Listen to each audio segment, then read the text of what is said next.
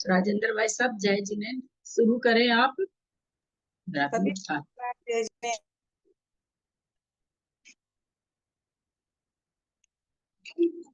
तो अभी हुए राजेंद्र भाई साहब जय जिने, जय जिने शुरू करें। जय जी ने दी। हाँ, जय जी ने सभी को। मंगलाचरण हो गया क्या? हाँ हाँ, अच्छा म्यूट नहीं कर दी क्या? मंगलाचरण म्यूट था मेरा। कोई बात नहीं, चलिए मंगलाचरण।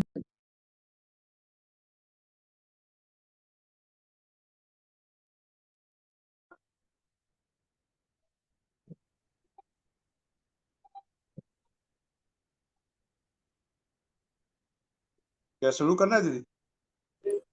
हाँ हाँ, शुरू करिए सुमरी। अच्छा, मंगलाचरण हो गया ना? मंगलाचरण मैं कर तो दी थी, लेकिन लगता मेरा म्यूट था, इसलिए आवाज नहीं आई। हाँ, आपकी आवाज बिल्कुल सुनाई नहीं दी। हाँ, ठीक है। मैं मेरा म्यूट था, मैंने ध्यान नहीं दिया। हाँ हाँ, ठीक है, मैं शुरू करता हूँ। लेकिन बाहर में थोड़े म्यूजिक वगैरह खूब चल रहा है, नीचे आवाज आ रही होगी जरूर, मोबाइल में भी पूजा मंडप का म्यूजिक वगैरह चल रहा है नीचे।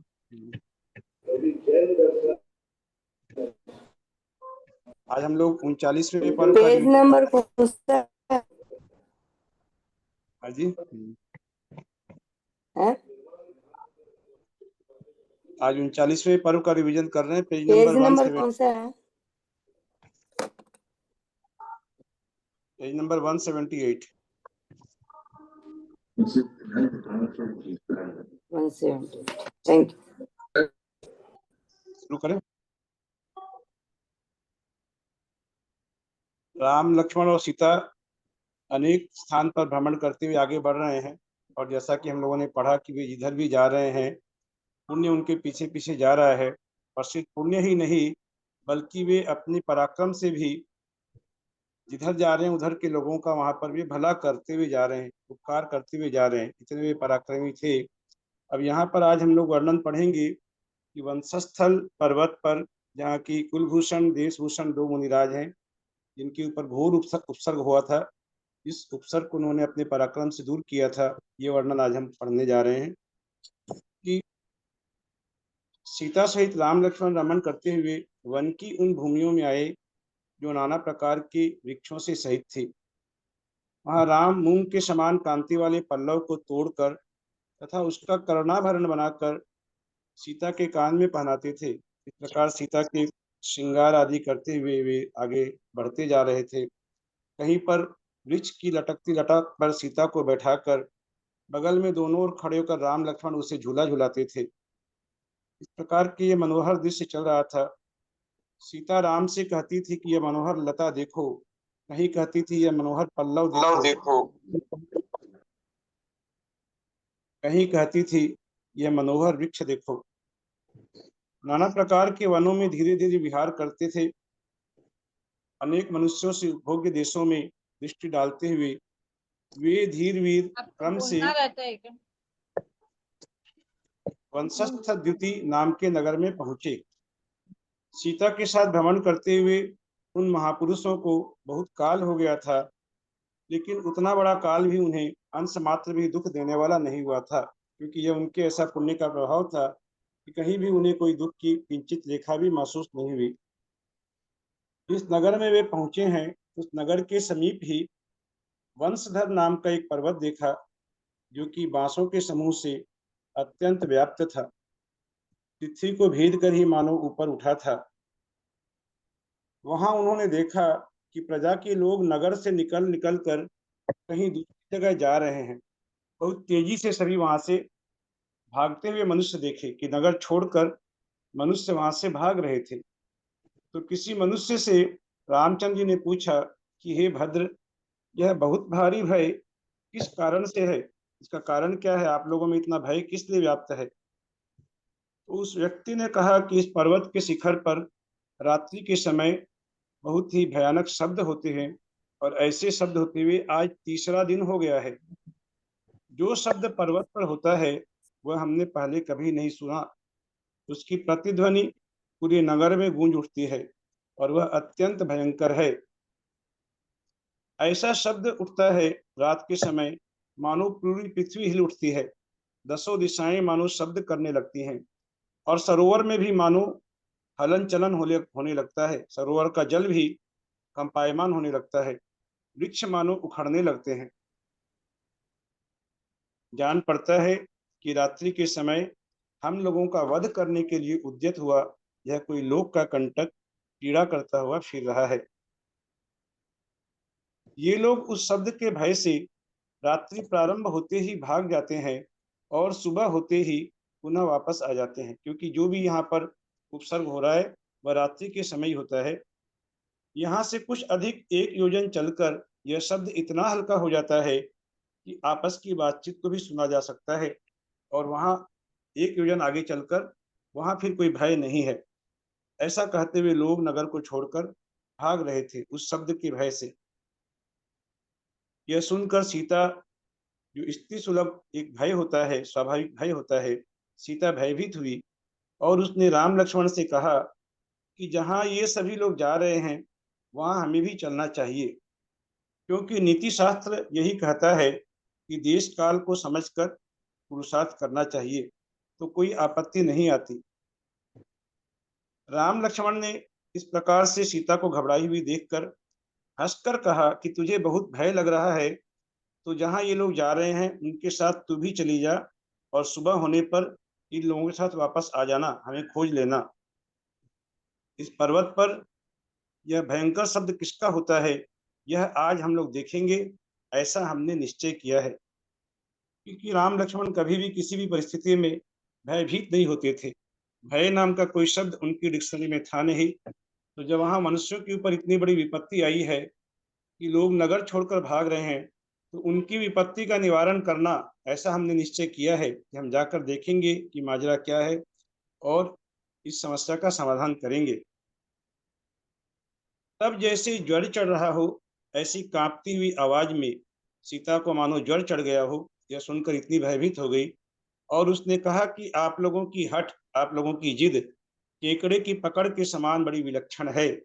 कि केकड़े की पकड़ जिस प्रकार छूटती नहीं, उस प्रकार आप लोग जो जिद पकड़ लेते हैं वह जिद छूटती नहीं आपकी। ऐसा कहती हुई वह सीता भी, उसके पास कोई उपाय नहीं था, जब वे जाने के लिए उद्यत हो गए, वह सीता भी राम के पीछे और लक्ष्मण के आगे खड़ी होकर चलने लगी, अर्थात आगे राम, बीच में सीता और पीछे लक्ष्मण। इस प्रकार वे चल रहे थे। राम और लक्ष्मण के बीच में खड़ी सीता बहुत ही शोभायमान हो रही थी, मानो चंद्रकांत मणि और नीलमणि के बीच में स्फटिक मणि की शलाका के समान पर्वत का आभूषण हो रही थी। जिस पर्वत पर वे लोग जा रहे थे, वहां राम मानो चंद्रकांत मणि के समान शोभायमान हो रहे थे, और लक्ष्मण नीलमणि के समान, नीलमणि श्याम रंग की होती है, उस नीलमणि के समान लक्ष्मण शोभायमान हो रहे थे। और बीच में सीता, जो कि श्वेत वर्ण की थी, वह स्फटिक मणि के समान उसकी शोभा हो रही थी। स्फटिक मणि सफेद रंग की होती है, तो वैसी उसकी शोभा हो रही थी।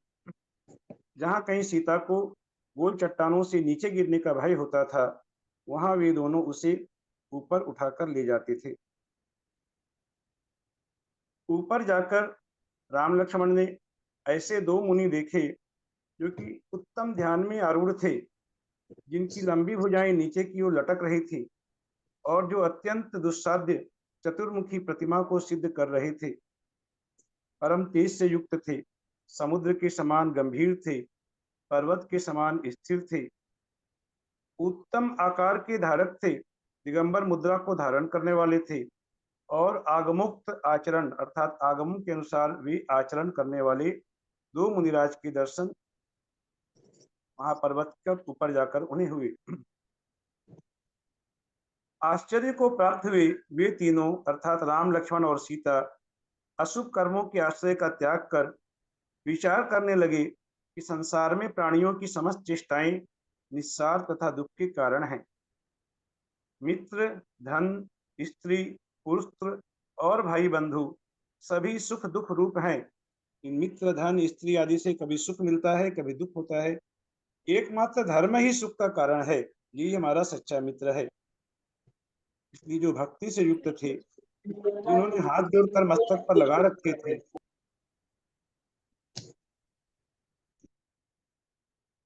पूछ रहे हैं, जो परम संतोष को धारण कर रहे थे, ऐसे वे तीनों मुनिराजों के पास गए। जब उन्होंने वहां दर्शन किए, मुनिराजों के दर्शन करते ही उन्होंने, जो अत्यंत भयंकर थे, इधर उधर चल रहे थे, विकट शब्द कर रहे थे और जिनकी जीभें लपलपा रही थी, ऐसे सांपों से जिन्होंने पूंछ ऊपर उठा रखी थी, जो सांप अत्यंत भयंकर थे, एक दूसरे से सटकर चल रहे थे, ऐसे बिच्छुओं से उन दोनों मुनियों को घिरा देखा। क्या देखते हैं जाकर कि सांप और बिच्छुओं से दोनों मुनि पूरी तरह घिरे हुए हैं। सांप और बिच्छुओं ने मुनिराज को घेर रखा है। यह देखकर, ऐसे दृश्य को देखकर जो महापराक्रमी राम और लक्ष्मण थे, वे भी सहसा भय को प्राप्त हुए। एक क्षण के लिए, कुछ देर के लिए उन्हें भी भय हुआ। ऐसा दृश्य, वहां डरावना दृश्य दिखाई पड़ा और क्षण भर के लिए वे निश्चल रह गए। सीता भयभीत होकर रामचंद्र से लिपट गई। तब राम ने, जो राम भी क्षण भर के लिए भयाकुलित हुए थे, उन्होंने सीता से कहा, उन्होंने भय का त्याग किया और कहो कि डरो मत। धीरे धीरे पास जाकर जो दूर हटाने पर भी बार बार वहीं लौट कर आते थे, ऐसे सांप बिच्छुओं को धनुष के अग्रभाग से उन दोनों भाइयों ने वहां दूर किया। जब सांप बिच्छुओं का उपसर्ग दूर हुआ, तब सीता ने झरने के जल से बहुत देर तक उन मुनियों के पैर धोकर उन्हें मनोहर गंध से लिप्त किया, अर्थात पैरों में चंदन लगाया। मनोहर गंध से लिप्त किए, पैरों में चंदन लगाया, तथा जो वन को सुगंधित कर रहे थे, लक्ष्मण ने जो तोड़ कर दिए थे ऊपर चढ़ते समय, उन फूलों से मुनिराजों की खूब पूजा की। ये सब जो जल, चंदन, फूल आदि से पूजा करने का जो विधान है, ये जगह जगह हमें प्राप्त हो रहा है। इस प्रकार के विधान ये यहाँ भी प्राप्त हुआ कि फूलों से मुनिराज की खूब पूजा की। ऐसा कोई यहाँ पर निषेध नहीं किया गया है उनका पूजा का। कि तदनंतर अंजलि रूप कमल को की बेड़ियों से सबने भक्ति पूर्वक मुनिराज की वंदना की। अब उन्होंने पूजा की, मुनिराज की, उनके पाद प्रक्षालन किया, पूजा भी की। सब करने के बाद अब ये स्तुति कर रहे हैं वहां पर। अत्यंत उत्तम तथा मधुर अक्षरों में गाते हुए राम ने मनोहर स्त्री के समान वीणा को गोद में रखकर बजाया। कि राम अब वीणा बजाते हुए स्तुति कर रहे हैं। लक्ष्मण इसमें ने ये भी भी बड़े आ गया है आदर ना, से। सीता ने पांव धोए। हाँ जी, सीता ने पांव धोए मुनियों के। सीता ने पांव धोए, बिल्कुल। वो तो यहाँ वही तो मैं कह रहा हूँ कि यहाँ स्त्री के हाँ पैर धोने का भी कोई निषेध नहीं है, फूलों से पूजा हाँ करने का भी निषेध नहीं है। और जगह जगह हम लोगों ने ये भी पढ़ा है कि हाँ पंचामृत अभिषेक आदि का भी वर्णन पढ़ा है। तो ये सब आगम सम्मत क्रियाएं हैं। ये मैं शायद अंजना जी ये कहना चाह रहे हैं कि सीता जी ने पांव धोए, ये इस पर हाँ हाईलाइट सीता जी कर ने रही है पांव शायद। धोए हैं, सीता जी ने पांव धोए, क्लियर लिखा है हाँ, कि निर्जर कि के जल स्त्री से ने देव मतलब जो स्त्री से तक। नहीं पैर छुआते हैं ना मुनिराज लोग सब, हाँ, वो हो हाईलाइट सकता है कि करना चाह सीता ने रही है। जल दे हाँ रही है और राम लक्ष्मण पैर धोए हैं, ऐसा भी हो सकता है। लेकिन यहाँ लिखा यही है कि मुनियों के पैर धोकर मनोहर गंध से लिप्त किए, फिर फूलों से उनकी पूजा की।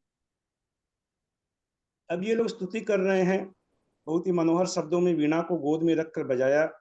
लक्ष्मण ने भी बड़े आदर से तत्वपूर्ण गाना गाया। तो ये यहाँ पर हमें ये पता चलता है कि राम लक्ष्मण सर्वगुण संपन्न थे, मात्र पराक्रम से विभूषित नहीं थे, बल्कि जब जैसी जरूरत पड़ती थी गाने बजाने में और में सब में वे दोनों भाई निपुण थे। इसके पहले हमने ये भी पढ़ा है कि लक्ष्मण ने बहुत सुंदर भोजन भी बनाया था एक जगह, ये भी पढ़ा है। तो कोई भी तरह के गुण से ये हीन नहीं थे।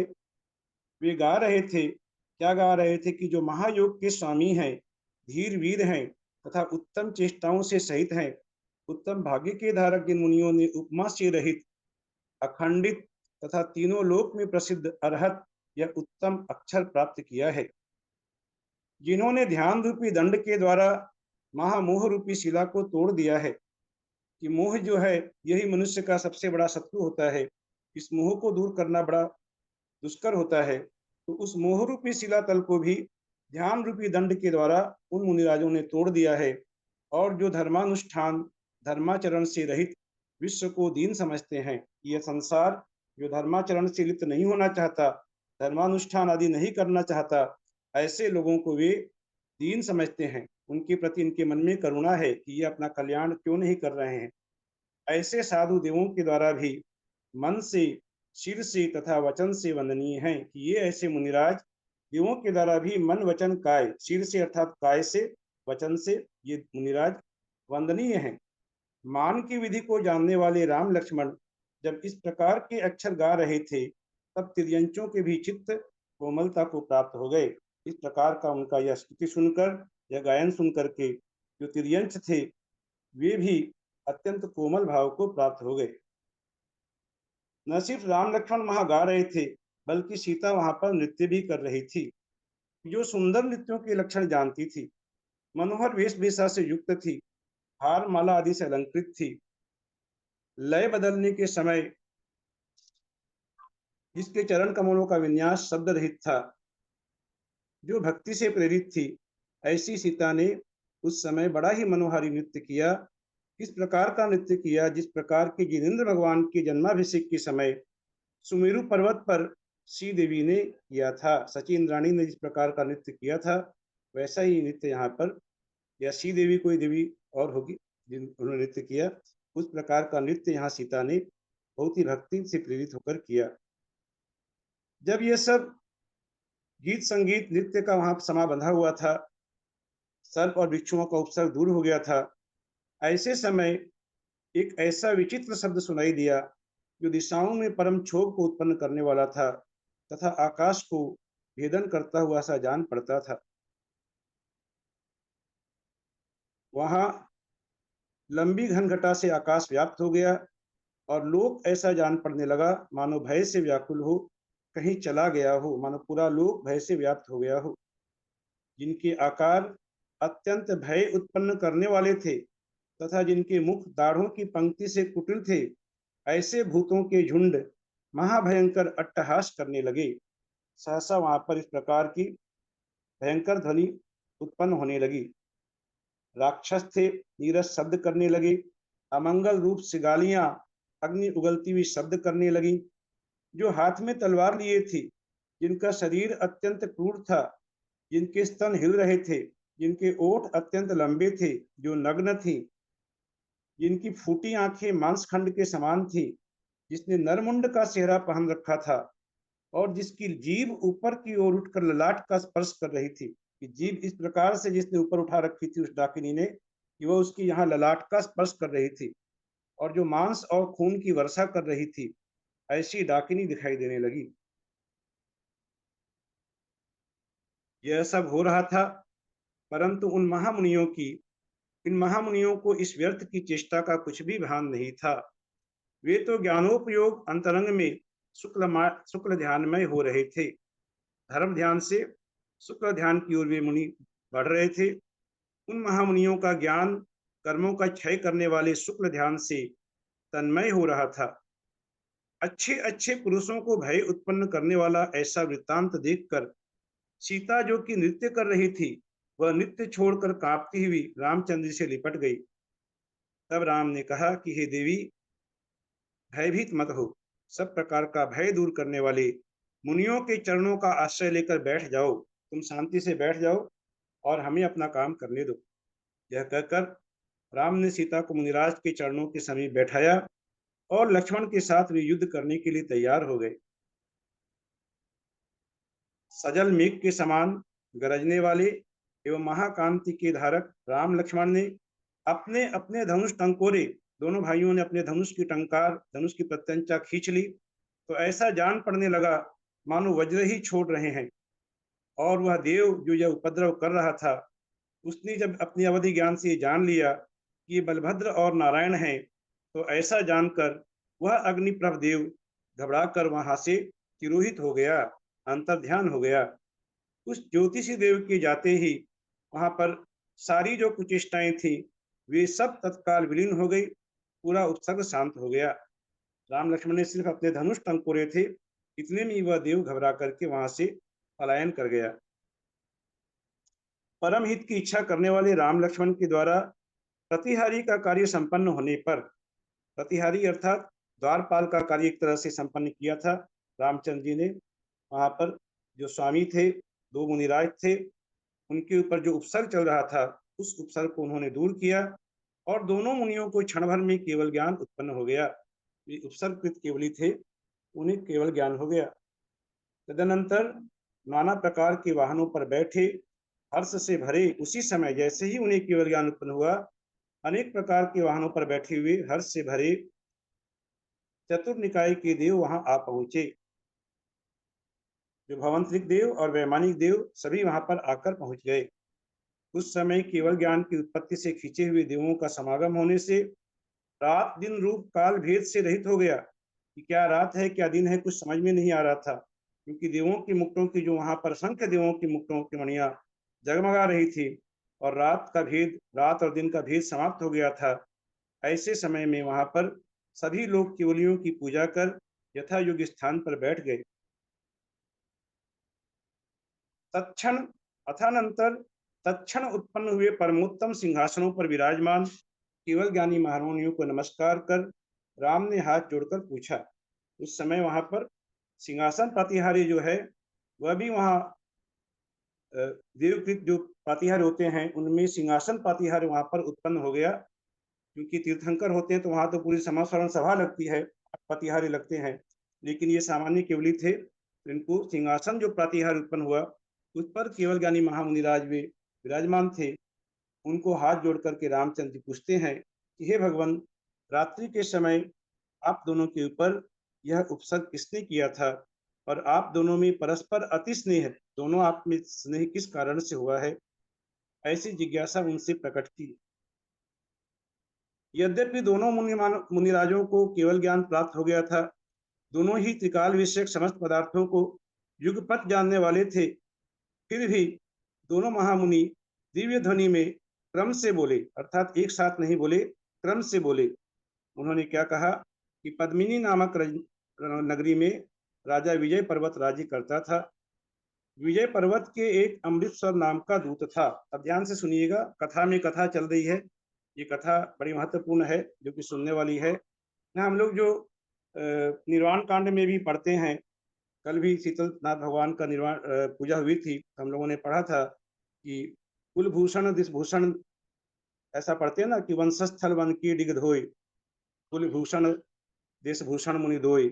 ऐसा जो पढ़ते हैं, ये उन्हीं का वर्णन यहाँ पर चल रहा है। तो वे कथा कह रहे हैं, अपने पूर्वजन्म की कथा कहते हुए कर रहे हैं कि राजा विजय पर्वत के एक अमृतसर नाम का दूत था, जो शास्त्र ज्ञान में निपुण था। उस अमृतसर की उपयोगा नाम की स्त्री थी, और उसके गर्भ से उदित और मुदित नाम के 2 पुत्र हुए थे। दोनों पुत्र ही बड़े ही व्यवहार कुशल थे। राजा अमृतसर को दूत संबंधी किसी राजा ने अमृतसर को, जो अमृतसर नाम का दूत था, तो दूतों का कार्य होता है बाहर जाते रहते हैं कार्य से, राज कार्य से, तो उसे बाहर भेजा। उसके साथ वसुभूति नाम का मित्र भी गया। अमृतसर का मित्र था वसुभूति, वह भी साथ गया। वसुभूति अत्यंत दुष्ट चित्त का था और अमृतसर की स्त्री में आसक्त था। वह सोते हुए अमृतसर को तलवार से मारकर नगरी में वापस लौट आया, क्योंकि वह उसकी स्त्री में आसक्त था। उसने शयन करते हुए उस दूत को मार करके नगरी में आया और यह बताया लोगों को कि अमृतसर ने मुझे लौटा दिया है, मुझे वापस जाने को कहा है कि मैं अकेला जाऊंगा, तुम्हारी कोई जरूरत नहीं है। इधर अमृतसर की जो स्त्री उपयोगा है, वह भी बड़ी उल्टा थी। वह वसुभूति से मिली हुई थी और उसने यह सलाह दी कि हमारे दोनों पुत्रों को भी मार डालो, अर्थात ये जो उदित और मुदित हैं, इनको भी मार डालो, ताकि हमारे रास्ते का जो कांटक है यह अच्छी तरह साफ हो जाए। यह कहना उस अमृतसर की स्त्री उपयोगा ने जब यह कहा, तो उसकी बहू ने, पुत्रवधू ने यह जान लिया। पुत्रवधू को पहले से ही शंका थी कि सास की आचरण अच्छे नहीं है, और पुत्रवधू ने उदित को सारी बात बता दी। उदित को भी पहले से कुछ कुछ संदेह था और मुदित भी इस बात को जानता था।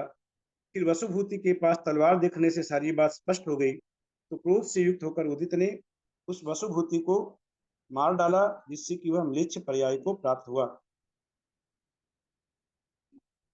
किसी समय मुनिसंघ के स्वामी मतिवर्धन नामक महातपस्वी आचार्य पृथ्वी पर विहार करते हुए पद्मिनी नगरी आए थे। उसी समय धर्म ध्यान में लीन रहने वाली आरिकाओं के संघ की रक्षा करने वाली अनुधरा नाम की गणनी भी विद्यमान थी।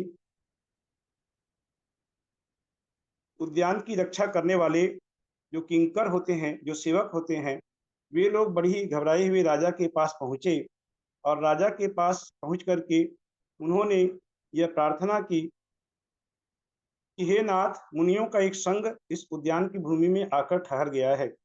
राजा मुनियों का विरोधी था। अब उनके सामने बड़ी दुविधा हो गई थी।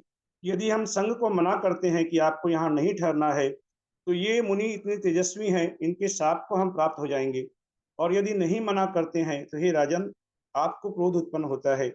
इस प्रकार ये बहुत बड़ा संकट आ पड़ा है कि हम लोग क्या करें, हमें कुछ रास्ता दिखाई नहीं देता। तो राजा ने कहा, भयभूत मत हो, मैं चलता हूँ, मैं देखता हूँ कैसे क्या मुनिराज आए हैं। राजा वहां जब गए तो मुनियों को दर्शन करते ही राजा नतमस्तक हो गए। जो राजा उन मुनियों के विरोधी थे, वे उनका सिर आदर से झुक गया। मुनियों को देखकर राजा ने प्रणाम किया, और उन्होंने, राजा को कुछ ज्ञान नहीं था।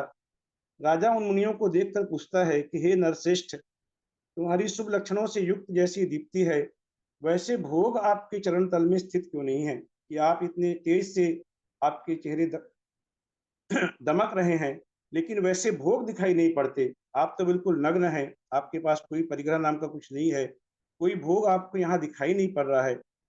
तब आचार्य ने उत्तर दिया कि तेरे शरीर में यह क्या बुद्धि है, और बहुत ही सारपूर्ण उसे उपदेश दिया कि निश्चय से यह जीवन हस्त शिशु के कानों के समान चंचल है। हस्ती शिशु, हाथी का जो शिशु है, उसके कानों के समान हमारा यह जीवन चंचल है। यह ऐश्वर्य और बंधुजनों का समागम स्वप्न के समान है, जो नरक के समान है, अत्यंत भयंकर है, दुर्गंधि से भरा है, कीड़ों से युक्त है, रक्त तथा कफ आदि का मानो सरोवर है। वे शरीर के भीतर में, जो हमारे शरीर के अंदर में घृणित पदार्थ हैं, उनका सबका दर्शन करा रहे हैं कि यह नरक के समान है, रक्त तथा कफ का मानो सरोवर है, अशुचि पदार्थों की कीच मच रही है। ऐसे गर्भ में इस जीव ने अनेकों बार निवास किया है। फिर भी महामोह रूपी अंधकार से आवृत यह प्राणी इनसे भयभीत नहीं होता। जो कृतघ्न है, मोह से पूरित है, नसों के समूह से वेष्टित है। हमारा यह शरीर क्या है? कृतघ्न है, नसों के समूह से वेष्टित है, एक अत्यंत पतली चर्म से घिरा है। पतली सी चमड़ी की यहाँ पर एक खोली लपेटी हुई है, जिसके कारण शरीर सुंदर दिखाई पड़ता है। भीतर में तो पूरी गंदगी यहाँ पर भरी पड़ी है। ऐसे उन मनुष्यों का कल्याण कैसे हो सकता है जो ऐसे शरीर में धैर्य धारण करते हैं? यह आत्मा रूपी बंजारा परलोक के लिए प्रस्थान कर रहा है। सो इस आत्मा को जबरदस्ती लूटने वाले ये इंद्रिय रूप चोर उसे रोक कर बैठे हैं, प्रस्थान करने नहीं दे रहे हैं। यह जीव रूपी राजा कुबुद्धि रूपी स्त्री से घिरकर पीड़ा कर रहा है और मृत्यु उसे अचानक ही दुखी करना चाहती है। विषयों के मार्ग में मदोन्मत्त हाथी के समान दौड़ता हुआ यह मन ज्ञान रूपी अंकुश को धारण करने वाले वैराग्य रूपी बलवान पुरुष के द्वारा ही रोका जा सकता है। जो शरीर रूपी धान्य में उत्तम लोभ को धारण कर रहे हैं, महामोह रूपी वेग को धारण कर लंबी चौकड़ी भर रहे हैं, ऐसे ये इंद्रिय रूपी घोड़े शरीर रूपी रथ को कुमार्ग में गिरा देते हैं। तप और संयम रूपी शस्त्रों के द्वारा मोह शत्रु रूपी कंटक को नष्ट कर मोक्ष रूपी नगरी को प्राप्त करो तथा निर्भय होकर वहां का राज्य करो। इस प्रकार जब बहुत ही सार गर्भित उपदेश दिया मुनिराज ने उस राजा को, तब वह राजा विजय पर्वत जो विशाल वैभव का धारी था, सारे परिग्रह का त्याग कर वहीं वह श्रेष्ठ मुनि हो गया। और दूत के पुत्र अमृतसर दूत जो थे, अमृतसर दूत जो कि मारा गया था, उसके पुत्र दोनों भाई थे, उदित और मुदित, जिनकी यह कथा चल रही है। ये उदित और मुदित भक्ति पूर्वक जिन वाणी सुनकर दीक्षित हो गए। ये दोनों भाइयों ने भी यहाँ पर दीक्षा धारण कर ली और वे पृथ्वी पर विहार करने लगे। हम समझ में आ गया होगा कि ये उदित और मुदित, ये उन दोनों मुनिराजों के ही पूर्व भव की कथा है। ये पूर्व में भव में उदित और मुदित नाम के भाई थे, जिन्होंने वहां दीक्षा धारण की।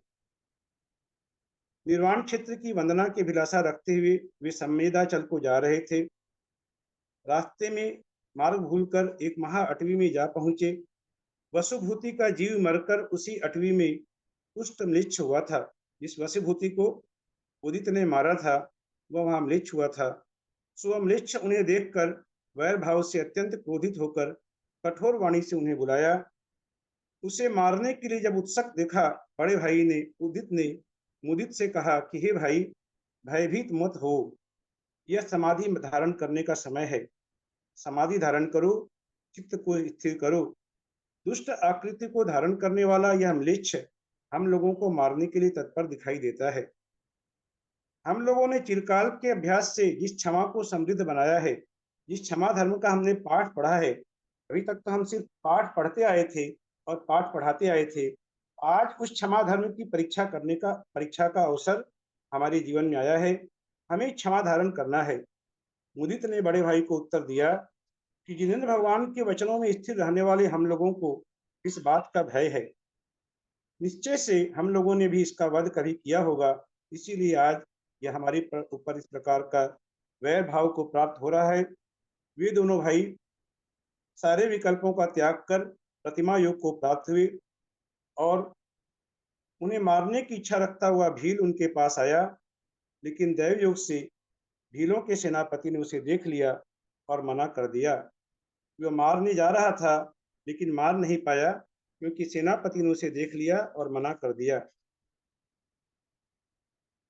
रामचंद्र जी ने वहां केवली भगवान से पूछा, जो ये सारी पूर्व की कथा बता रहे थे, कि भील क्यों मारना चाहता था और सेनापति ने किस कारण से छुड़ाकर इनकी रक्षा की। अब यहाँ पर एक दूसरी कथा यहाँ पर पढ़ने को प्राप्त हो रही है। एक कथा में कथा चल रही है। दूसरी कथा क्या है? केवली भगवान के मुख से दिव्य ध्वनि प्रकट हुई कि किसी समय यक्षस्थान नामक नगर में सुरभ और कर्षक नाम के दो भाई रहते थे। एक दिन एक शिकारी किसी पक्षी को पकड़कर गांव आया तो दया से युक्त होकर सुरभ और कर्षक ने मूल्य देकर उस पक्षी को छुड़ा दिया। आज भी बहुत से लोग दयावश इस प्रकार से छुड़ाते हैं मूल्य दे करके। तो वहां भी तुम्हारा क्या मूल्य है, मूल्य दिया और पक्षी को उन दोनों भाइयों ने छुड़ा लिया। वह पक्षी मरकर म्लेच्छ राजा हुआ और सुरभ तथा कर्षक मरकर उदित तथा मुदित हुई। वह पक्षी मरकर म्लेच्छ राजा हुआ, ये कुछ मेरे को सही नहीं लग रहा है। यहाँ होना चाहिए था कि वह शिकारी मरकर म्लेच्छ राजा हुआ, पता नहीं क्या। पक्षी खैर जो है वह पक्षी मरकर म्लेच्छ राजा हुआ और सुरभ तथा कर्षक मरकर उदित तथा मुदित हुए। अर्थात सुरभ और कर्षक जो थे ये दोनों मुनिराजों के पहले भाव का वर्णन है और उसके बाद दूसरे भाव में उदित तथा मुदित हुए थे। क्योंकि पक्षी अवस्था में उन दोनों की पहले इन्होंने रक्षा की थी, इसलिए पक्षी ने भी सेनापति होकर, वह पक्षी जिसकी रक्षा की थी वह पक्षी अभी सेनापति के रूप में वहां उत्पन्न हुआ है और सेनापति के रूप में दोनों मुनियों की उसने रक्षा की। और शिकारी का जीव मरकर उत्तम मनुष्य पर्याय पाकर वसुभूति नाम का ब्राह्मण हुआ। वही मैं जो कह रहा था कि शिकारी का जो जीव है वह वसुभूति नाम का ब्राह्मण हुआ और वह वसुभूति नाम का ब्राह्मण, उसका वैर उस समय से चल रहा था जो कि उदित और मुदित की माता के साथ उसके खोटे संबंध थे और मुदित ने उसे मार डाला था और वही वैर के वश होकर के अभी यहाँ इनका वध करना चाहता है। लेकिन जिस पक्षी को उन्होंने बचाया था वह पक्षी सेनापति बना है और उसने दोनों भाइयों को जो कि मुनिराज थे वहां उस समय उनको बचा लिया। पुण्य के प्रभाव से उपसर्ग से निकले हुए दोनों मुनियों ने निर्वाण क्षेत्र समेधाचल पहुंचकर जिनेन्द्र भगवान की वंदना की। वे दोनों मुनि मरकर स्वर्ग गए। कौन? उदित और मुदित। उनके पहले भाव में थे सुरभ और कर्षक जिन्होंने पक्षी को बचाया। वे सुरभ और कर्षक अगले भाव में उदित और मुदित बने और वहां से वे दोनों स्वर्ग गए। और वसुभूति अनेक खोटी योनियों में भ्रमण करते हुए बड़ी कठिनाई से कोई पुण्य योग के कारण मनुष्य भाव को प्राप्त हुआ। तो उसने वहां भी तापस के व्रत धारण किए और तापस जिस प्रकार खोटे व्रत करते हैं वे खोटे तपों को कर करके तप करके बाल तप करके वह मरा। जो मिथ्या दृष्टियों का मरण है वह बाल तप कहलाता है। वह बाल तप करके वह मिथ्या दृष्टि तापस मरा और मरकर अग्नि केतु नाम का दुष्ट ज्योतिषी देव हुआ, जिस ज्योतिषी देव ने अभी पर्वत के ऊपर इतना घोर उपसर्ग उनके ऊपर किया था। यह जो पूर्व भाव के जो वैर हैं ये इस प्रकार चलते हैं। वह पहले शिकारी था, अगले भाव में वह वसुभूति बना। वसुभूति ने वसुभूति से आगे चल करके उसने फिर उनके ऊपर उत्सर्ग किया और फिर वह खोटी घोड़ियों में भ्रमण करके तापस के व्रत धारण किए और अब ज्योतिषी देव बना है। ज्योतिषी देव बनकर उनके ऊपर इतना घोर उपसर्ग उसने किया। उदित और मुदित के जीव स्वर्ग से चय कर रानी पद्मावती के रत्नरथ और विचित्ररथ नाम के सुंदर पुत्र हुए। ये मनुष्य भाव में इनका तीसरा भाव है कि पहले भाव में ये बने सुरभ और कर्षक, उसके बाद फिर उदित और मुदित स्वर्ग में गए और स्वर्ग से चय कर ये अब यहाँ पर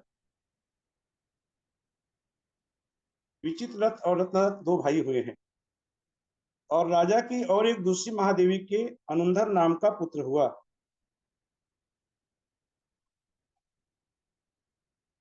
अब एक राजा की पुत्री कोई दूसरे राजा की पुत्री श्री प्रभा, जो कि वास्तव में बहुत ही श्री प्रभा के समान ही थी, रत्नरथ ने उससे विवाह कर लिया। जो दो भाई थे रत्नरथ और विचित्ररथ, रत्नरथ का विवाह हो गया किसी दूसरे राजा की पुत्री श्री प्रभा के साथ। इसी पुत्री को कांचनाभा का पुत्र अनुंधर भी चाहता था और वह द्वेष रखकर उसकी भूमि को उजाड़ने के लिए उद्यत हो गया। तब जो दोनों भाई थे एक माँ के पेट से उत्पन्न हुए थे रत्नरथ और विचित्ररथ, उन्होंने उसे युद्ध में जीत लिया अपने सौतेले भाई को और 5 प्रकार के दंड देकर उसे देश से निकाल दिया। वह अनुंधर इस अपमान से तथा पूर्व भाव संबंधी वैर से कुपित होकर जटा और वलकल को धारण करने वाला तापस हो गया। अर्थात यह जो वसुभूति का जीव है वह यहाँ अनुंधर के रूप में जन्म लिया है और यहाँ भी इसका वैर चल रहा है। वह अनुंधर ने उसकी रानी पर से विवाह करना चाहा अपने भाई की स्त्री से और जब उसे दंड दिया गया तो वह वहां से निकलकर जटा और वलकल को धारण करने वाला तापस हो गया। रत्नरथ और विचित्ररथ दोनों भाई बहुत लंबे समय तक राज्य भोग कर कभी प्रबोध को प्राप्त हुए और दीक्षा लेकर के उत्तम तप को धारण कर वे स्वर्ग में उत्पन्न हुए। ये उनका दूसरा स्वर्ग का वर्णन आया है। कि उदित और मुदित के रूप में भी वे सर गए, और अभी यहाँ पर विचित्र रथ और दूसरा नाम क्या है, रत्न रथ, ये दोनों भाई भी दीक्षा लेकर के स्वर्ग में गए हैं। महातेज को धारण करने वाले वहां सब प्रकार के सुख भोग कर वहां से च्युत हुए, और सिद्धार्थ नगर के राजा क्षेमंकर की विमला नामक महादेवी के 2 सुंदर पुत्र हुए। ये जो 2 सुंदर पुत्र हुए हैं, उनमें पहले पुत्र का नाम देशभूषण और दूसरे पुत्र का नाम कुलभूषण।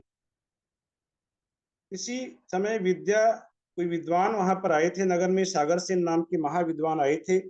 राजा ने उससे रख लिया, और उत्कृष्ट विनय से युक्त दोनों भाइयों ने उस विद्वान के पास समस्त कलाएं सीखी। दोनों पुत्रों का विद्या अध्ययन में इतना चित्त लगा कि वे अपने परिवार के लोगों को जानते भी नहीं थे, और विद्या करते करते, अध्ययन करते करते ही ये बड़े हो गए। जब ये बड़े हो गए तो चिरकाल के बाद पुत्र जब निपुण हो गए, तो वह उपाध्याय जो था सागर सेन, अर्थात शिक्षक था उनका, वह पिता के पास ले गया। सो पिता ने भी पुत्रों को योग्य देखकर उस शिक्षक का यथा योग्य सम्मान किया, और पिता ने हम दोनों के लिए राजकन्याएं बुलवाई हैं। यह समाचार सुन करके वे लोग नगर के बाहर जाने के लिए उद्यत हुए। दोनों भाई कौन, देशभूषण और कुलभूषण। वहां उन्होंने झरोखे में बैठी नगर की शोभा स्वरूप एक कन्या देखी। वह कन्या इतनी सुंदर थी कि दोनों भाई ही जो इतने ज्ञानवान थे, उन्होंने वहां पर शिक्षा प्राप्त की। दोनों के मन में उस कन्या के प्रति आकर्षण जागृत हो गया, और दोनों ने मन में ही मन में एक दूसरे का वध करने का विचार कर लिया। ऐसी वहां पर उनकी खोटी स्थिति हो गई। तभी वहां किसी वंदीजन के मुख से निकला कि विमला देवी के साथ वह राजा क्षेमंकर सदा जयवंत रहे, जिसके कि देवों के समान ये 2 पुत्र हैं, और झरोखे में बैठी यह कमलोत्सवा नाम की कन्या भी धन्य है, जिसके ऐसे सुंदर 2 भाई हैं, ऐसे सुंदर गुणवान 2 भाई हैं। जैसे ही दोनों भाइयों के कान में यह शब्द पड़ा, यह कमलोत्सवा, जिसके लिए अभी हम लोग एक दूसरे का वध करने के लिए उतारू हो गए थे, यह तो हमारी बहन है। ऐसा जानकर उन्हें संसार से परम विरक्ति प्राप्त हुई, वे वैराग्य को प्राप्त हुए, और दोनों भाई इस प्रकार विचार करने लगे कि हम लोगों के द्वारा इच्छित इस भारी पाप को धिक्कार है, धिक्कार है, धिक्कार है। हम लोग तो प्रमाद से ही विचार कर दुखी हो रहे थे, फिर जानबूझकर ऐसा कार्य करते हैं, उनका तो बहुत भारी साहसी कहना चाहिए। दुख से भरा यह संसार बिल्कुल असार है, जिसमें पापी मनुष्यों के इस प्रकार के घृणित विचार उत्पन्न होते हैं। किसी पाप के उदय से सहसा कार्य करने वाला प्राणी नरक जा सकता है, पर हम लोग तो सम्यक ज्ञान और सम्यक चारित्र को पाकर भी नरक जाना चाहते हैं। जो अज्ञानी मनुष्य इस प्रकार के विचार करते हैं, वे नरक जा सकता है, लेकिन हमने तो गुरु से अध्ययन किया है, सब कुछ ज्ञान प्राप्त किया है, चारित्र को प्राप्त किया है, और हम भी इस प्रकार नरक जाने की चेष्टा करने लगे, यह घोर आश्चर्य की बात है। और उन्होंने सब कुछ छोड़ करके, पिता को छोड़कर दोनों ने दैगंबरी दीक्षा धारण कर ली। उत्तम तप रूपी धन को धारण करने वाले दोनों मुनियों ने आकाशगामी रिद्धि को प्राप्त किया, और संसार के नाना तीर्थ क्षेत्रों में विहार किया। राजा क्षेमंकर इस प्रकार से दोनों भाई, क्या तो उनके विवाह के लिए बुलाया गया था और वे वहां पर मुनि बन गए, तो इस शोक को सहन नहीं कर सके, और क्षेमंकर सभी प्रकार के आहार छोड़कर मृत्यु को प्राप्त हुए। और वही क्षेमंकर मरकर भवनवासी देवों में सुपर्ण कुमार जाति के देवों का अधिपति महालोचन नाम का देव हुआ है। यह सारी कथा कह रहे हैं वे मुनिराज। जब रामचंद्र जी ने पूछा कि आपके पूर्वों को जानने की जिज्ञासा प्रकट की और किस कारण से आप दोनों में इतना स्नेह है, तब ये कथा कहते हुए कह रहे हैं कि उनका जो पिता था, जिसका नाम बताया क्षेमंकर, राजा क्षेमंकर, वह सुपर्ण कुमार जाति के देवों का अधिपति महालोचन नाम का देव हुआ है, और यहीं पर इसी सभा में बैठा है। ऐसा भी मुनिराज कह रहे हैं कि उनके जो पिता थे, जो देव हुए हैं, वह व्यंतर देवों की सभा में बैठा है। यहाँ दीदी मुझे एक थोड़ी जिज्ञासा है यहाँ पर। यहाँ कह रहे हैं कि मरकर भवनवासी देवों में सुपर्ण कुमार जाति के देवों का अधिपति हुआ है, और फिर कह रहे हैं कि व्यंतर देवों की सभा में बैठा है। तो भवनवासी देवों की तो अलग सभा होती है और व्यंतर देवों की अलग सभा होती है, जैसा हम लोगों ने पढ़ा है। तो यहाँ पर ये कैसा वर्णन हुआ, हुआ, यहाँ पर थोड़ा विरोधाभास हो रहा है कि भवन कुमार जाति का देव व्यंतर देवों की सभा में बैठा है, ये वर्णन यहाँ मिल रहा है। तो बैठ सकता होगा, बैठने में कोई हर्जा नहीं होगा, ऐसा कुछ होगा, ऐसा होना ऐसा चाहिए। कुछ होगा। हाँ, ऐसा ही होना चाहिए। ठीक है, तो ये वर्णन हुआ। तो तपस्वियों का आचार पालन करने में तत्पर अनुंधर शिष्य समूह के साथ विहार करता हुआ कौमुदी नगरी में आया। अब अनुंधर की कथा कह रहे हैं कि जो अनुंधर जिसे कि 5 प्रकार के दंड देकर निकाल दिया था, जो अनुंधर वहां उसके भाई की स्त्री में आसक्त था, उसे निकाल दिया गया था, वह कौमुदी नगरी में आया जहाँ का राजा सुमुख था। अब एक दूसरी कथा यहाँ पर आ रही है कि सुमुख राजा था और सुमुख राजा की सैकड़ों स्त्रियों में प्रधान परम सुंदरी रतिवती थी। उस तापस ने वहां पर राजा के ऊपर अपना प्रभाव जमा लिया, प्रभाव विस्तार कर लिया कि मैं बहुत बड़ा तपस्वी हूँ, ऐसा प्रभाव विस्तार कर लिया। उसी राजा के दरबार में एक मदना नाम की विलासिनी वेश्या स्त्री थी जो कि बहुत ही सुंदरी थी। उस मदना ने साधुदत्त मुनि के पास सम्यक दर्शन प्राप्त किया था, जिसके कारण वह अब अन्य धर्मों को तृण के समान तुच्छ मानती थी। यद्यपि वह वेश्या थी लेकिन उसे सम्यक दर्शन प्राप्त हुआ और वह अन्य धर्मों को तृण के समान तुच्छ मानने लगी। इसी दिन राजा ने मदना के सामने कहा, उस तापस का गुणगान करते हुए, उस अनुंधर तापस का, यह तापस महातपों का स्थान है। यह सुनकर मदना ने कहा, जो सम्यक दर्शन से समृद्ध थी, उसने कहा कि हे नाथ, इन मिथ्या दृष्टि ठगने वाले लोगों का कैसा तप, इनका भी भला कोई तप होता है क्या? यह सुनकर राजा बड़ा क्रोध में आया। तो उसने कहा, हे नाथ, क्रोध मत कीजिए, हाथ कंगन को आरती क्या, चलिए आप परीक्षा करके देख लीजिए कि कितना बड़ा तपस्वी है ये जो आपके दरबार में आया है, इसकी परीक्षा करके देख लेते हैं। उस मदना ने नागदत्ता नाम की एक देव कन्या के समान जो जान पड़ती थी, उसे तापस के पास भेजा। वहां पर अनेक प्रकार के हाव भाव से उस नागदत्ता कन्या ने उसे अपने वश में कर लिया। वह उसके वशीभूत हो गया। वह तापस तापस के नेत्र और मन अज्ञानपूर्ण योग का भेदन कर नागदत्ता के उन उन प्रदेशों पर पड़ने लगे तथा वहीं वह बंधन से युक्त हो गए। नाग तापस की दृष्टि वहां से हट नहीं पा रही थी और उसने पूछ लिया कि हे बाले, तू कौन है और यहाँ कैसे आई है? नागदत्ता मधुर वाणी से उसके हृदय को भेदती हुई लीला पूर्वक भुजलता को मुख की ओर ऊपर उठाती हुई बोली कि हे नाथ, हे दया के आधार, आज मेरी माता ने मुझे अपराध के बिना ही घर से निकाल दिया है, इसलिए अब मैं गेरुआ वस्त्र धारण कर आपकी इस वृत्ति का आचरण करूंगी। आप अनुमति दीजिए और मुझ पर प्रसाद कीजिए। तापस बड़ा ही व्याकुल होता हुआ कहने लगा कि हे भद्रे, प्रसाद करने के लिए मैं कौन होता हूँ? तुम ही मुझ पर प्रसाद करो, मुझे स्वीकृत करो, मैं जीवन पर्यंत तुम्हारी भक्ति करूंगा। इस प्रकार से वह मानो उसके चरणों में गिर पड़ा। उसने आलिंगन करने के लिए शीघ्र ही अपनी भुजा पसारी। तब रोकते हुए कन्या ने कहा कि ऐसा करना उचित नहीं है, पहले घर में जाकर मेरी माता से तुम पूछो, मेरी माता जरूर ही तुम्हें सम्मति दे देगी, वह बहुत ही बुद्धिमान है। तो नागदत्ता के कहने पर कुछ अटपटे से पैर रखता हुआ वह तापस अनुंधर उसके साथ वेश्या के घर आ गया। वह तापस काम से ग्रस्त था। काम से ग्रस्त का यहाँ व्यक्ति का वर्णन कहा है कि जो काम से ग्रस्त मनुष्य न सुनता है, न सूंघता है, न देखता है, न दूसरे का स्पर्श जानता है, न डरता है और न उसे लज्जा आती है। इस प्रकार का कामांध व्यक्ति जो है, सांपों से भरे कुएं में गिरकर कष्ट और संताप को प्राप्त होता है।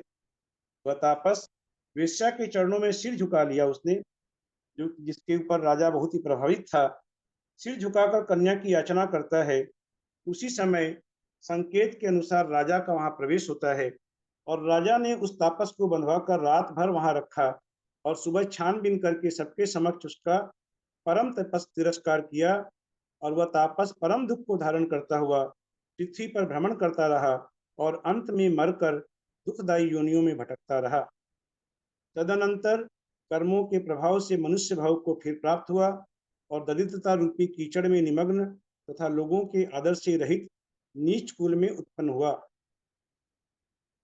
जब वह बालक ही था तभी म्लेच्छों के द्वारा देश पर आक्रमण होने से की माता मर गई थी और वह तापस होकर कठिन बाल तप कर, फिर बाल तप नाम आया यहाँ पर, कि कठिन बाल तप कर ज्योतिष लोक में वह अग्निप्रभ नाम का देव हुआ है। यह तीसरी बार तापस बना है। यह 3-3 बार इसने तापस के व्रत धारण किए थे। अथानंतर एक समय धर्म की चिंता में जिसका मन लग रहा था, ऐसे शिष्य ने देवों के द्वारा सेवित अनंत वीर्य नाम का, अनंत वीर्य केवली भगवान की जहाँ सभा लगी हुई थी, वहां किसी ने पूछा कि मुनीश्वरत भगवान के इस तीर्थ में आपके समान दूसरा कौन भव्य होगा जो संसार से पार होने का कारण होगा। तब अनंत वीर्य केवली ने उत्तर दिया कि मेरे मोक्ष चले जाने के बाद मुनियों की इस भूमि में देश भूषण और कुलभूषण इस प्रकार के 2 केवली होंगे। वह अग्निप्रभ वहां उस सभा में बैठा था, अनंत वीर्य केवली की सभा में। अग्निप्रभ ने जब केवली भगवान के मुख से यह सुना तो उनकी बातों पर ध्यान करता हुआ वह अपने स्थान से चला गया और उसने अवधि ज्ञान से वह हम दोनों मुनियों को इस पर्वत पर विद्यमान जानकर उसने जान लिया कि ये दोनों मुनि इसी पर्वत पर विराजमान है, जिनके लिए कहा था कि ये 2 मुनिराज होंगे जो केवली होंगे। तो उसने जब अपने केवल ज्ञान से यह जान लिया तो उसने यह ठान लिया कि मैं अनंत वीर्य सर्वज्ञ के वचन मिथ्या करता हूँ, कि जो उन्होंने कहा था कि वह संसार सागर से पार होंगे, उनके वचनों को मिथ्या करता हूँ। इस प्रकार की ठान करके तीव्र मोह से मोहित होता हुआ यह पूर्व वैर के कारण यह परम उपद्रव यहाँ पर करने के लिए आया है। और चरम शरीरी आपको देखकर, रामचंद्र जी को कह रहे हैं, वे चरम शरीरी थे अर्थात उसी भाव से मोक्ष जाने वाले थे। तो चरम शरीरी आपको देखकर तथा इंद्र के क्रोध से भयभीत होकर यह तिरोधान को प्राप्त हुआ, वह भाग गया है। तुम बलभद्र हो, लक्ष्मण नारायण हो, इसके साथ तुमने हमारा उपसर्ग दूर किया, अतः घातिया कर्मों का क्षय होने पर हमें केवल ज्ञान प्राप्त हुआ है। इस प्रकार से सारी कथा मुनिराज ने वहां सुनाई और फिर कहा कि हे प्राणियों, परस्पर का वैर छोड़कर स्वस्थ हो। यह उपदेश दिया गया महापुरुष सभा में कि परस्पर का, हमें आपस का वैर छोड़ करके स्वस्थ होना चाहिए, क्योंकि यह वैर जो है, यह वैर जन्म जन्मांतर तक चलता रहता है, यह पीछा नहीं छोड़ता है। धर्म कथाओं में हम लगातार इस प्रकार की कथाएं पढ़ते आ रहे हैं, इसलिए हमें आपस का वैर को छोड़कर स्वस्थ होना चाहिए, आत्मस्वरूप में लीन होना चाहिए। इस प्रकार केवली भगवान के द्वारा उच्चरित महापवित्र वचन को सुनकर संसार के दुखों से भयभीत हुए सुर और असुरों ने बार बार उन्हें नमस्कार किया। अब वह सुपर्ण कुमार देवों का जो अधिपति, जो उन केवली भगवंतों का पिता वहां मौजूद था व्यंतर देवों की सभा में, उसने हाथ जोड़कर मस्तक से लगाकर केवली भगवान के चरण में नमस्कार किया और रामचंद्र जी से कहा, वह देव कहता है, बड़े स्नेह से कहता है, उस समय वह गरुड़ेंद्र राम की ओर स्नेहपूर्ण दृष्टि डाल रहा था तथा प्रेम से उसका मन संतुष्ट हो रहा था। उसने कहा कि चूंकि तुमने हमारे पुत्रों की, अर्थात हमारे पूर्व भाव के जो पुत्र हैं जो अभी केवली बने हैं, उनकी तुमने परम सेवा की है, तुमने उनका उपसर्ग दूर किया है, इसलिए मैं तुम पर बहुत प्रसन्न हूँ। तुम्हें जो वस्तु चाहिए तुम मुझसे मांग लो। राम ने क्षण भर चिंता की और फिर कहा कि हे देव, यदि आप प्रसन्न हो तो आपत्ति के समय स्मरण रखना, जब हमें याद रखें, जब हम आपको याद करेंगे तब आप स्मरण रखना। और बाद में शायद जब युद्ध हो रहा था राम रावण का, उस समय राम ने स्मरण किया था इसी देव का। वह देव ने आकर के अनेक प्रकार के हथियारों से उन्हें दिए थे, दिव्य हथियार दिए थे, ये सब मुझे ध्यान में आ रहा है, ऐसा कुछ पढ़ा है हमने। तो साधु सेवा के प्रसाद से प्राप्त हुआ, आप जैसे सत्पुरुषों के साथ मिलाप हुआ तथा संसार के द्वार से निकलने का मार्ग प्राप्त हुआ। जगत के द्वारा पूजनीय तथा संसार के समस्त दुख रूपी मल के समागम से रहित देश भूषण कुलभूषण केवली उत्तम गुणों से युक्त ग्राम पूर्व पर्वत आदि स्थानों में विहार कर धर्म का उपदेश देने लगे।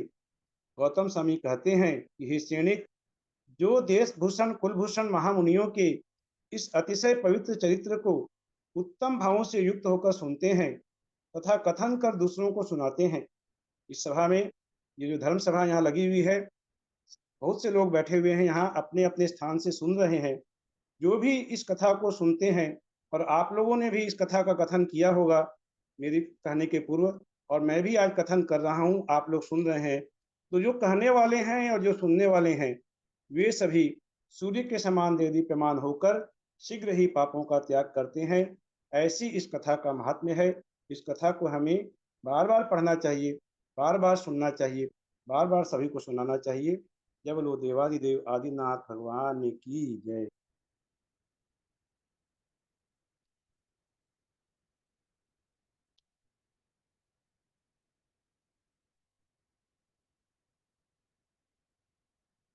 अब कल का जो श्लोक है, इसके आगे का जो श्लोक है 40वां श्लोक, बहुत छोटा श्लोक है, 45 श्लोक का ही पर्व है। और उस 45 श्लोक से भी 25 प्रश्न बनाए गए हैं, उससे भी परीक्षा अलग से होगी। तो किस प्रकार करेंगे दीदी, आप देख लीजिएगा। यदर्थमात्रा पदवाक्यहीनं मया प्रमादादिति किंचनोक्तम् तन्मे क्षमित्वा विदधातु देवी सरस्वती केवलबोधलब्धिं। बुद्धि समाधि परिणाम शुद्धि स्वात्मोपलब्धि शिवसौख्य सिद्धि। चिंतामणिं चिन्तितवस्तुदाने तमन्यमानस्य ममास्तु देवी। जवाणी के ज्ञान ते सूझे लोकालोक सोवाणी मस्तकलहि सदा देत हो धूप। हे जिनवाणी भारती तो ही जपू दिन रैन। जो तेरा शरणागहि सो पावे सुख चैन। दे भजो अरहंत को गुरु से हो निर्ग्रंथ। दया धर पालू सदा यही मोक्ष का पंथ। बोलो द्वादशांगी वाणी माता की जय। का सगम करो में हम। तीन बहु का बताया गया इस देश भूषण कुलभूषण के।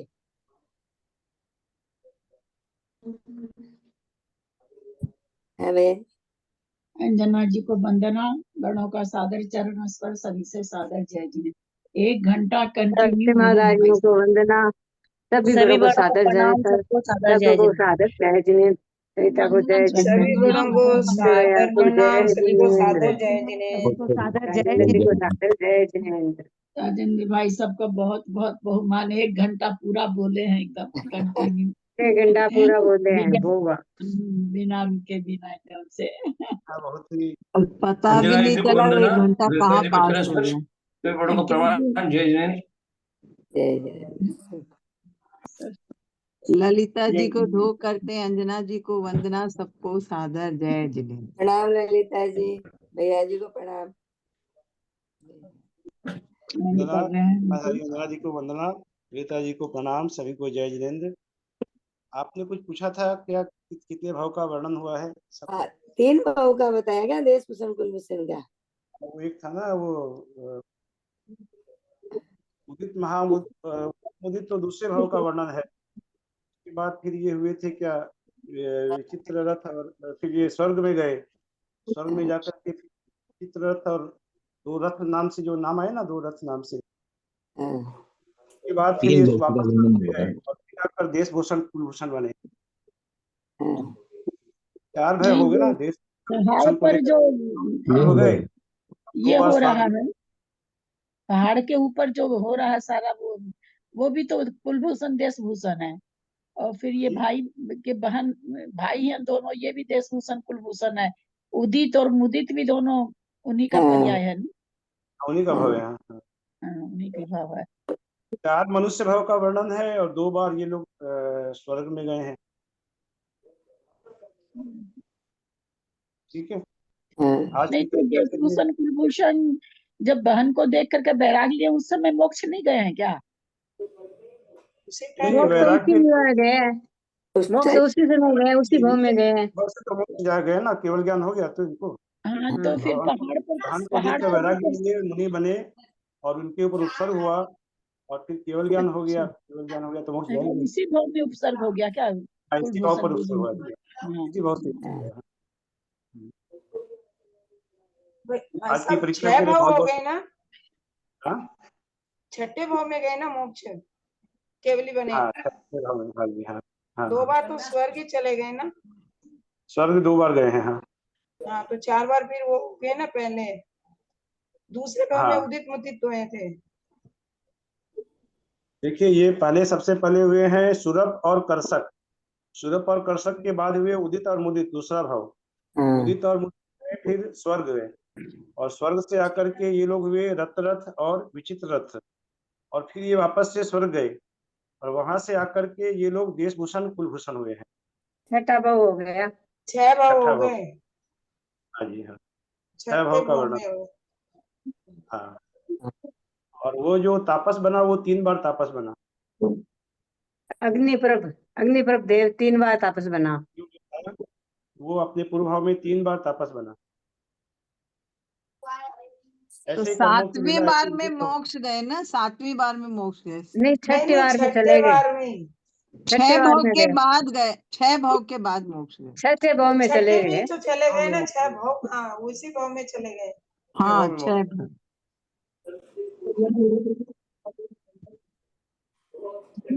बहुत ही अच्छा प्रकरण था ये देशभूषण कुलभूषण वाला, तो बहुत ही अच्छा था, बहुत ही।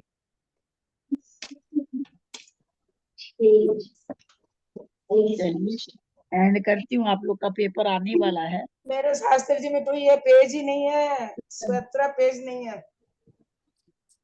सबको बेस्ट ऑफ लक, सबके फुल नंबर आए, सबको बेस्ट ऑफ लक। एंड कर रही हूँ।